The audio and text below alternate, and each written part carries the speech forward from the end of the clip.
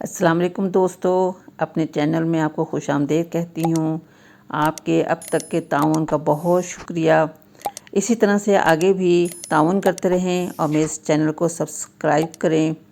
آج ایک اچھی سی بات ہو جائے کہ ہمیں اپنی زندگی میں اللہ کی ہر کام میں حکمت کو سمجھنا چاہیے اور اس پر راضی رہنا چاہیے۔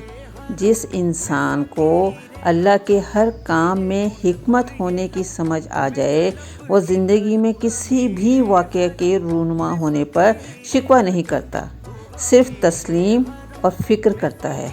مصیبتوں کا مقابلہ صبر سے اور نعمتوں کی حفاظت شکر سے ادا کرتا ہے۔ دعا ہے کہ اللہ رب العزت ہمیں ہر آزمائش سے محفوظ فرما کر ہمارے رزق میں برکت، خاندان میں محبت، دونوں جہانوں کی بھلائیاں عطا فرمائے، بیماروں کو شفائے کاملہ و عاجلہ عطا فرمائے اور ہمارے مرحومین کی کامل مغفرت فرما کر درجات بلند فرمائے۔